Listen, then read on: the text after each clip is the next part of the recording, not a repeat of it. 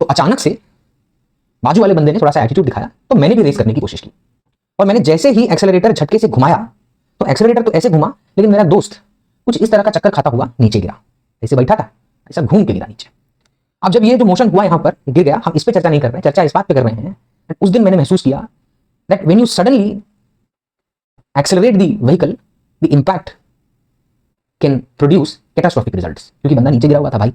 अब इससे ज्यादा भयावह क्या होगा? दो तरीके से। जैसे एक्सेलरेशन भी, बंगाली तो निकल गया, एक्सेलरेशन भी दो तरह का होता है।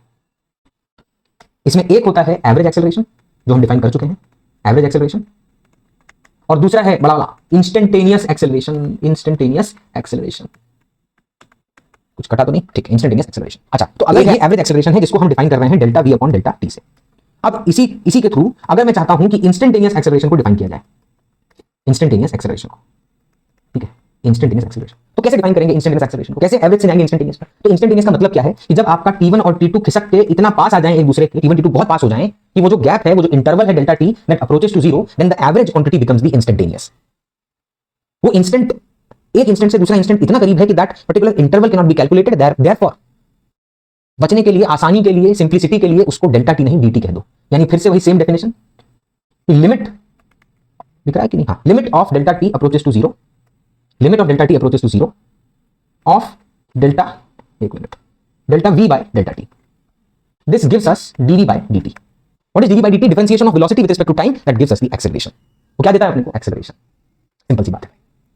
अब dv बाय dt अगर पॉजिटिव है, dv बाय dt नेगेटिव है या dv बाय dt जीरो है, तो इस बात को समझने के लिए अपने को वैसे ही मॉडुलस लेके मिल जाएगा। इस पे फोकस करते हैं, ठीक है, इस पे फोकस करते हैं। और अगर अपने इससे एक स्टेप आगे बढ़ जाए तो ये मिल जाता है, ये मिल जाता है। यानी अगर x as a function of मतलब जो आपका पोजीशन है as a function of time given है, x is position and it is given in terms of time, उसका फंक्शन दिया है, तो एक बार डिफरेंशिएट करने से मिलेगा इंस्टेंटेनियस वेलोसिटी, और उसको दोबारा डिफरेंशिएट करने से मिलेगा इंस्टेंटेनियस एक्सेलरेशन। है कि नहीं? ठीक। तो ये सारी चीजें अब तक हम देख चुके हैं, और ये बात हम काफी हद तक समझ सकते हैं कि जो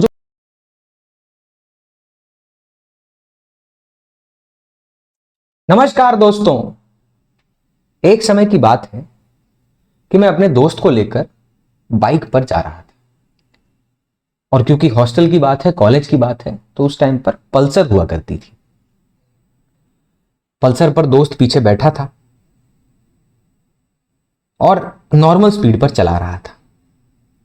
उस बाइक में प्रॉब्लम क्या थी कि अगर आपको याद हो, पहले के टाइम पे जो बाइक्स आती थी उनमें पीछे की साइड, जहां पर पीछे वाला बंदा बैठा है, वहां पर कोई सपोर्ट नहीं होता था, क्योंकि उससे लुक थोड़ा खराब होता है।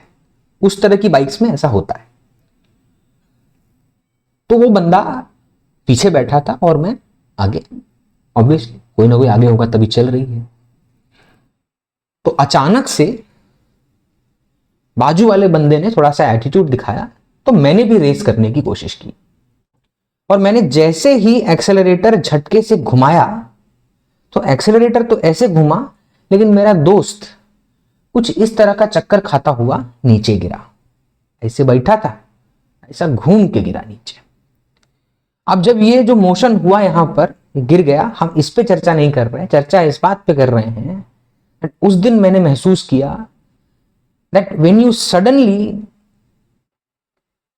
Accelerate the vehicle, the impact can produce catastrophic results. क्योंकि बंदा नीचे गिरा हुआ था भाई। अब इससे ज्यादा भयावह क्या होगा? दोस्त है। तो इस पर्टिकुलर पॉइंट पर मैंने एक चीज फील की, and that was acceleration.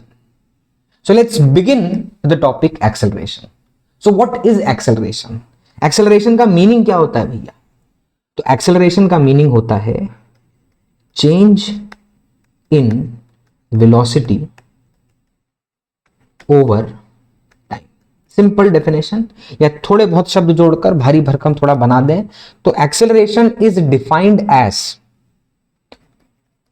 The rate of change of velocity with respect to time.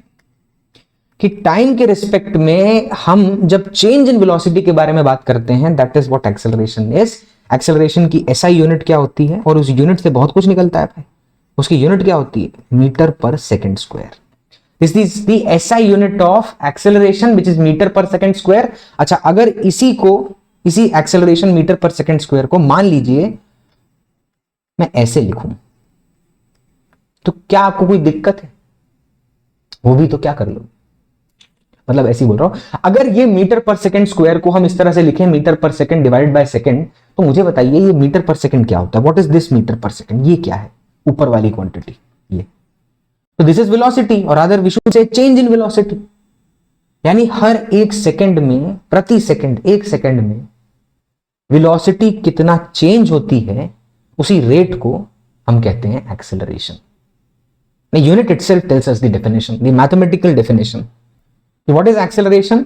The SI unit tells us the acceleration is meter per second. यानी अगर मैं उसको मैथमेटिकली डिफाइन करने जाऊंगा ए को, तो वो होता है change in velocity divided by time interval. ठीक है, और अगर उसको मैथमेटिकल डेफिनेशन में थोड़ा सा और लिख दें, अच्छा लगे देखने में, तो हम लिखेंगे v2 minus v1 upon t2 minus t1। थोड़ा और बढ़िया वर्जन में देखना चाहते हो तो v of t2 minus v of t1, मुंडी हटाता हूं मैं अभी, t2 माइनस t1। यानी change in velocity which is final velocity minus initial velocity upon time interval which is t2 minus t1। और ये बता रहा है कि भैया v ऑफ t2 मतलब बता चुका हूं मैं, वेलोसिटी एट t2, और ये है v ऑफ t1 यानी वेलोसिटी एट t1। दोनों को माइनस करेंगे और फाइनल माइनस इनिशियल करेंगे और टाइम इंटरवल से डिवाइड कर देंगे, तो विल ऑब्टेन द एक्सेलरेशन। ये जनरल डेफिनेशन बता दिया, बट अभी इसके टाइप में भी जाएंगे। ठीक है, अच्छा, तो अब मुझे बताइए क्या एक्सेलरेशन सिर्फ पॉजिटिव हो सकता है, सिर्फ नेगेटिव हो सकता है, सिर्फ जीरो हो सकता है, या तीनों की पॉसिबिलिटी बेयर करता है? तो सिंपल सा लॉजिक है कि भैया acceleration is a vector quantity. It's a vector quantity, पहली बात।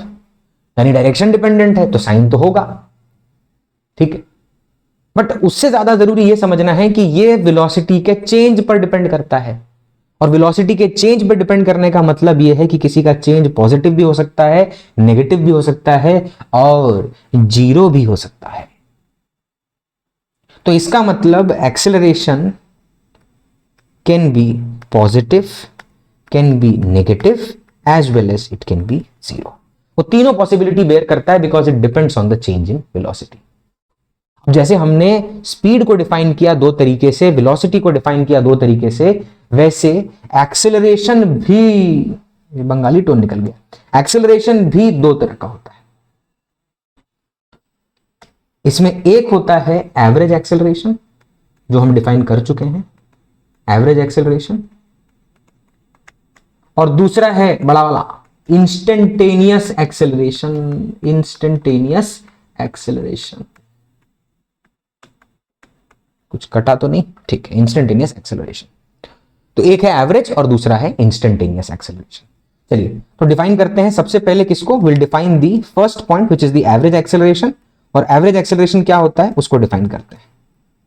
ठीक है, चलिए, तो average acceleration is defined as change in velocity which is v2 मतलब final velocity minus v1 upon which is initial velocity upon time interval which is t2 minus t1 which is the difference between the time instances, जहां जिसके बीच में आप ये acceleration निकालना चाह रहे हैं। वेरिएबल कांस्टेंट इन सब की चिंता मत करिए, वो अभी 2 मिनट के लिए साइड पर रखिए। 2 मिनट क्या, कई दिनों तक साइड पर रखिए, जब तक ये पूरा डिस्कशन खत्म ना हो जाए।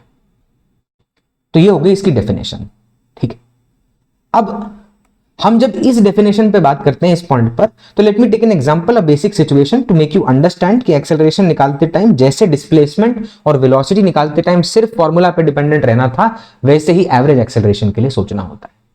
तो एवरेज एक्सेलरेशन क्या है, और यही बाजू में इंस्टेंटेनियस भी बताऊंगा, क्योंकि हम इंस्टेंटेनियस पे वेलोसिटी के टाइम में डिस्कशन काफी बढ़िया एकदम घुसकर average slope, instantaneous slope, average velocity, instantaneous velocity and instantaneous speed which is the modulus of instantaneous velocity, instantaneous speed which is the modulus of instantaneous velocity। अरे simple है भैया, -2 है इंस्टेंटेनियस वेलोसिटी, इसका modulus लो, 2 डंडे लगाओ, negative खा जाओ, तो क्या बचा 2।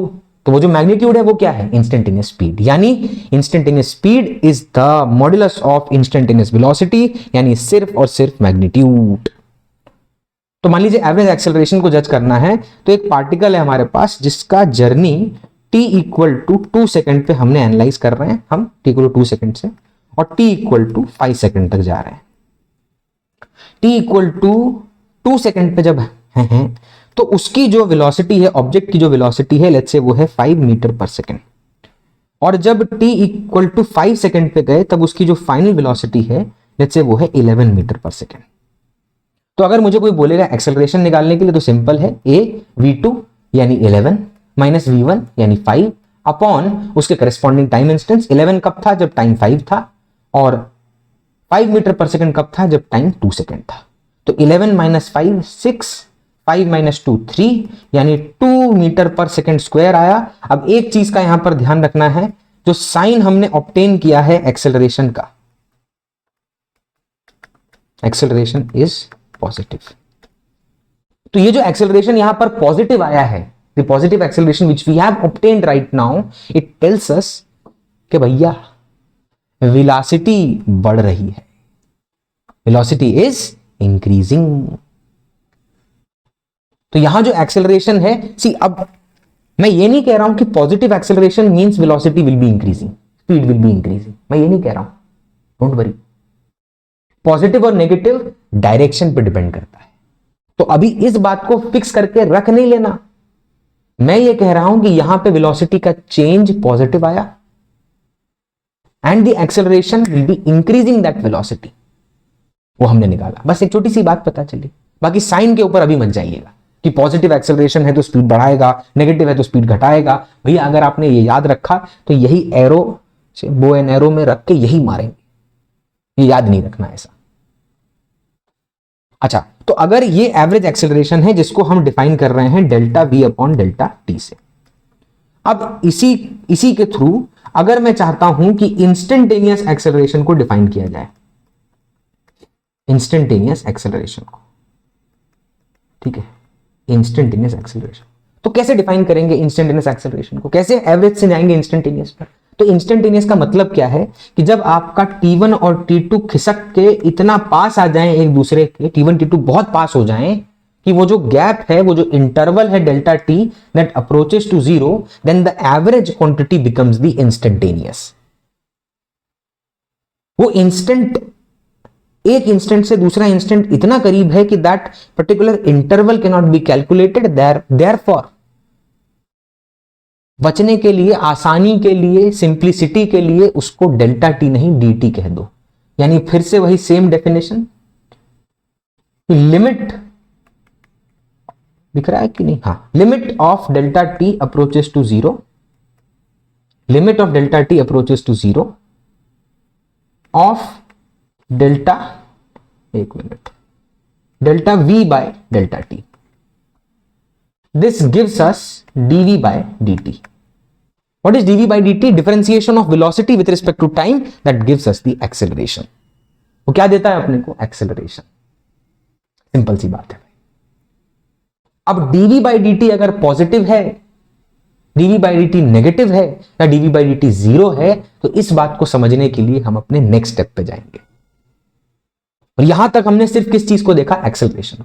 तो एक्सेलरेशन क्या है? एक है एवरेज एक्सेलरेशन जो इस तरह से फॉर्मूला पे बेस्ड है, और दूसरा है instantaneous acceleration which is defined as the limit of delta T approaches to zero, delta v by delta t becomes dv by d T.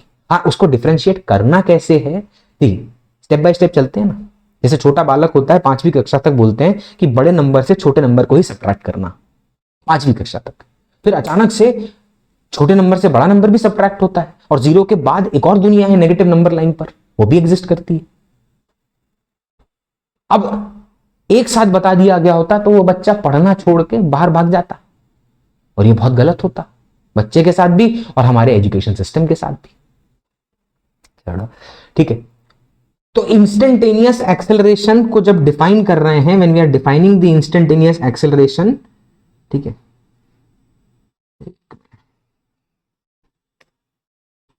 थोड़ा जगह कम है इसीलिए, हाँ ठीक। तो जब हम इंस्टेंटेनियस एक्सेलरेशन को डिफाइन कर रहे हैं तो लिमिट ले रहे हैं किसकी, टाइम इंटरवल की, कितना छोटा कर दो कि that average becomes a instant, the chord becomes a tangent, the average slope becomes the instantaneous slope. यानी मैं एवरेज के सारे फॉर्मूला यहां पर उठा लूंगा और अपने पास रख लूंगा, इंस्टेंटेनियस के भी फॉर्मूला उठाकर मैं रख लूंगा। जैसे अब तक के पूरे डिस्कशन में हमने क्या क्या पढ़ा, तो मैंने भैया पहला पढ़ा एवरेज स्पीड, फिर मैंने पढ़ा एवरेज वेलोसिटी, फिर मैंने पढ़ा इंस्टेंटेनियस स्पीड, और फिर पढ़ा इंस्टेंटेनियस वेलोसिटी। मैं जानबूझकर शॉर्ट में लिख रहा हूं। And then I saw average acceleration,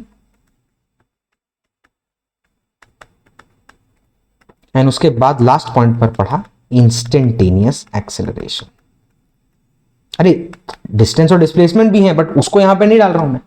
तो एवरेज स्पीड क्या था, what was average speed, distance या टोटल डिस्टेंस अगर फ्रैगमेंट्स में हो रहा है motion upon total time. Same way में what is average velocity, displacement या टोटल डिस्प्लेसमेंट या change in position upon time interval. लेकिन अभी सिंपल बात लिख रहा हूं।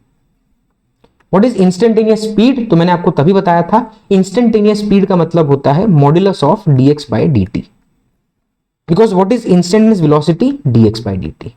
और ये बात मैं आपको तभी बोल चुका हूं कि instantaneous speed is equal to modulus of instantaneous velocity.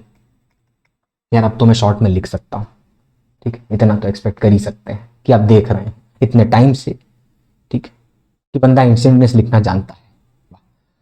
तो instantaneous velocity is dx by dt, यानी rate of change of position with respect to time, यानी differentiation of position with respect to time. यानी अगर position is given as a function of time, differentiate it to obtain velocity, put a modulus sign if the quantity is negative to obtain the instantaneous speed.